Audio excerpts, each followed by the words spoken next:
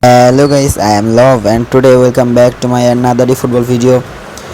তো last time আমি এই ভিডিওটা আপলোড করেছিলাম অ্যান্ড তোমরা এই ভিডিও খুব ভালোবাসা দিয়েছো, মানে নর্মালের চেয়ে অনেক বেশি লাইক হয়েছে অ্যান্ড ভিউয়ার্স খুব তাড়াতাড়ি হয়েছে অ্যান্ড ভিউয়ার্সও খুব বেশি হয়েছে। তো আমি ভাবলাম যে তোমরা যেহেতু এই ধরনের ভিডিও পছন্দ করো, তাই তোমাদের যাতে হেল্প হয়, তাই আমি এরকম আরও একটা ভিডিও নিয়ে আসি।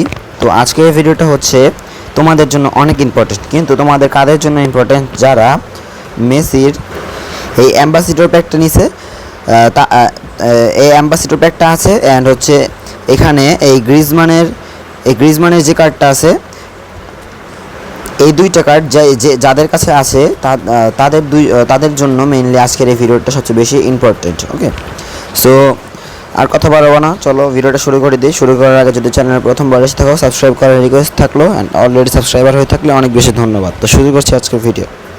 ওকে, তো এখন আমি মেইনলি আজকে বলবো যে এই দুইটা প্লেয়ার, এই মেসি আর গ্রিজমানের মধ্যে এই দুইটা কার্ডের মধ্যে কোন কার্ডটা সেরা, মানে তুমি কোন কার্ডটাকে তুমি এএমএফ পজিশনে খেলাবা, বা বলতে পারো কোন কার্ডটা সেরা এই দুইটার যে কোনো একটা।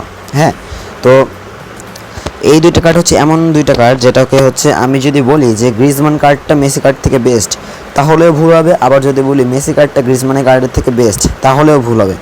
ঠিক আছে, তো যার কারণে আমরা দুইটা কার্ডেরই কিন্তু একটা হলো minus point and minus point থাকবে। অ্যান্ড চলো আমরা এখন মাইনাস পয়েন্ট প্লাস পয়েন্টগুলোই তোমাদেরকে দেখাবো, যাতে করে তোমরা ডিসিশন নিতে পারো যে তোমরা কাকে স্কোয়াডে খেলা বাবা।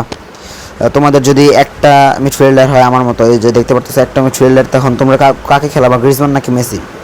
ঠিক আছে, তো চলো আমি এখন তোমাদের গ্রিজমান দিয়ে ফার্স্টে শুরু করি। অ্যান্ড গ্রিজমান দিয়ে আমি যেসব ম্যাচ খেলায় বুঝলাম যে গ্রিজমানের অ্যাডভান্টেজগুলো কোথায় পাওয়া যায়। অ্যাডভান্টেজগুলো হচ্ছে সর্বপ্রথমে হচ্ছে ড্রিবলিংয়ে খুবই ভালো, ড্রিবলিংয়ের দিক দিয়ে অস্থির একটা কার্ড। দেন শুটিংয়ের দিক দিয়ে পুরাই আগুন। হ্যাঁ, কার্ড শুট মানে পাওয়ার শুটটা, যেটা পাওয়ার শুট দিয়ে পুরাই মানে অস্থির একটা পারফরমেন্স পাবো পাওয়ার শুটে। হ্যাঁ, তারপরে হচ্ছে আবার পজিশনিংয়ের দিক দিয়ে খুব ভালো, মানে টাইট পজিশনটাই যে দেখতে পাচ্ছ, টাইট পজিশনের কাজ হচ্ছে যেই প্লেয়ারের টাইট পজিশন যত বেশি থাকবে ওই প্লেয়ারটা তত ভালো করে খেলায় পজিশন নিয়ে থাকতে পারবে। মানে মনে করো যে তোমরা কাউন্টার অ্যাটাক করবা, এখন কাউন্টার অ্যাটাকের জন্য তোমাদের একটা প্লেয়ারকে কী ধরনের কীভাবে কোন জায়গায় যে পজিশন নিয়ে থাকতে হবে এরকম। তো এই টাইট পজিশনে খুব ভালো। ঠিক আছে, দেন হচ্ছে ওকে এখন আর স্কিলসের দিক দিয়ে সবগুলো স্কিলসে আছে, কিন্তু তোমাদের মাইনাস পয়েন্ট বলতে এখানে কয়েকটি শুটিং স্কিল নাই, এগুলো কি তোমরা অ্যাড করে নিও। ঠিক আছে, আবার এখানে পিন পয়েন্ট ক্রসিং আছে, এটাও একটা প্লাস পয়েন্ট। তো আরেকটা মেইন যেই গ্রিজমানের অ্যাডভান্টেজ সেটা হচ্ছে আমি মনে করি ওর প্লেইং স্টাইল, যেহেতু হোল প্লেয়ার, তাই এখানে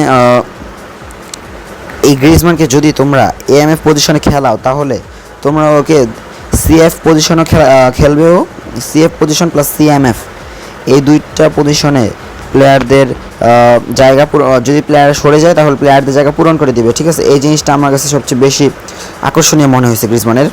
তোমাদেরকে আরও ভালোভাবে বুঝাই, তোমরা যদি আমার মতো গ্রিজমানকে এরকম একটা মিডফিল্ডার হিসাবে যদি খেলাও, তাহলে সে সেকেন্ড স্ট্রাইকার হিসাবেও খেলবে, এএমএফ হিসাবেও খেলবে, আর সিএমএফ পজিশনেও খেলবে। হ্যাঁ, এখন তোমরা বলতে পারো যে এটা কীভাবে সম্ভব, এটা আমি আর বলতেছি না, তোমরা এটা যদি নিয়ে থাকো তাহলে গেম প্লে করলেই বুঝবা যে এটা কীভাবে সম্ভব। ঠিক আছে, আর এগুলোই ছিল মেইনলি, এরকম আরও অনেকগুলো প্লাস পয়েন্ট আছে। আর মাইনাস পয়েন্ট একটাই, সেটা হচ্ছে স্কিলস দু একটা নাই, শুটিং স্কিল, ওগুলো অ্যাড করে নিলেই হবে।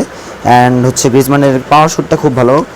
হ্যাঁ, সো হচ্ছে সুন্দর মতো তোমরা পাওয়ার শুট দিতে পারবা, পাওয়ার শুটের মাধ্যমে গোল করতে পারবা। দেন মেসি যদি কথা বলি, তাহলে ওর স্টার্সটা দেখে আমি তোমাদেরকে বুঝাই।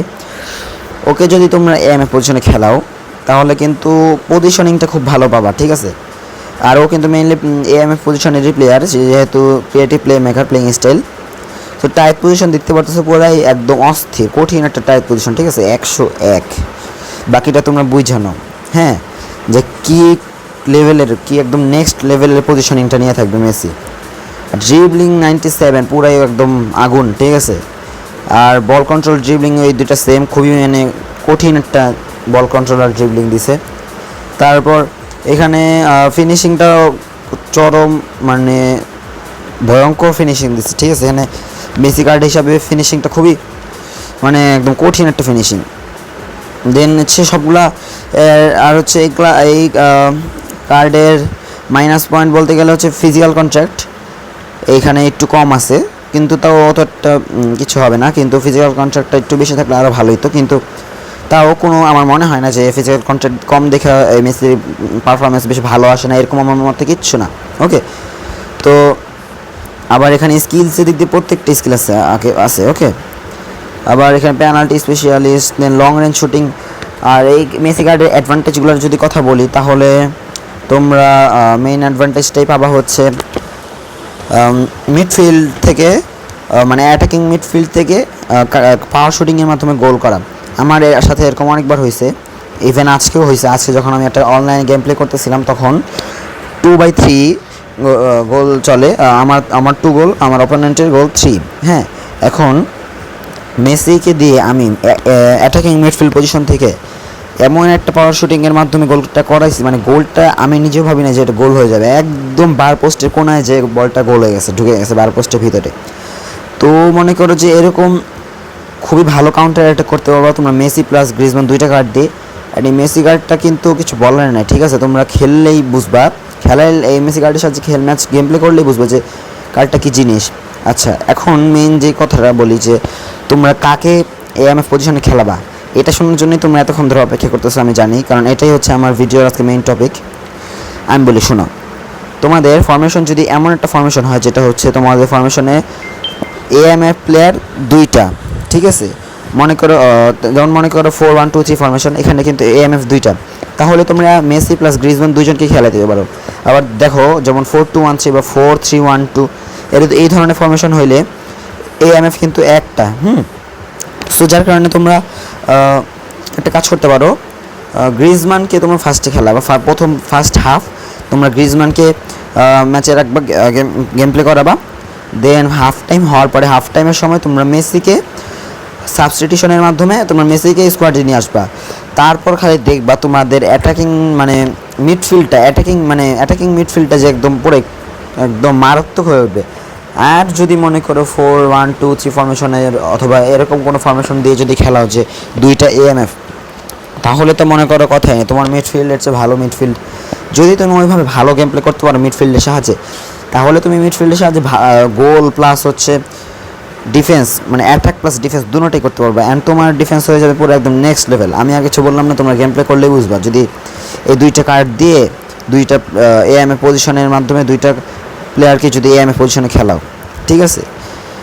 তো মূল কথা হচ্ছে তোমরা গ্রিজমানকে ফার্স্ট হাফ টাইম পর্যন্ত খেলাবা মিডফিল্ডে, দেন মেসিকে ফার্স্ট হাফ পর্যন্ত খেলাবা। এছাড়াও তোমরা আরেকটা কাজ করতে পারো, এখানে মেসিকে তোমরা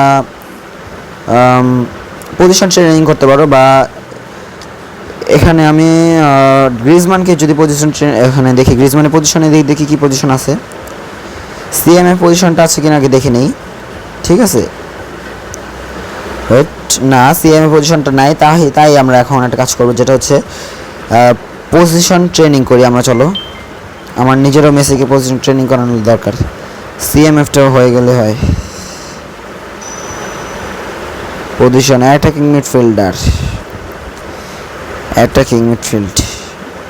এটা আমার মতে মনে হয় না এটা হবে। এখানে দেখতেই পাচ্ছ, এখানে কিন্তু তোমরা হয়তো এখানে পাবা না, সিএমএফ প্লেইং পজিশন পাবা না যেটা মনে হয়, বাট প্রবলেম নেই, তোমরা ট্রাই করে দিতে পারো পজিশন ট্রেনিংয়ের মাধ্যমে। তো এটাই ছিল মূলত বলার, এতক্ষণ বকবক যে আমি করলাম এটার মূল কথা হচ্ছে তোমরা এএমএফে ফার্স্ট হাফ গ্রিজমানকে খেলাবা, সেকেন্ড হাফ মেসিকে খেলাবা, বাস। এই একটা কথা আমি অনেকবার বললাম তোমাদের, যেহেতু এটা ভিডিওর মূল টপিক তাই। তো এই ছিল আজকে ভিডিওটা যদি ভালো লাগে থাকে একটা লাইক কমেন্ট শেয়ার করে দিও, অ্যান্ড চ্যানেল প্রথম বয়সে থাকলে সাবস্ক্রাইব করতে ভুলিও না। তো দেখা হবে নেক্সট কোনো ভিডিওতে, সে পর্যন্ত ভালো থাকবেন, গুড বাই।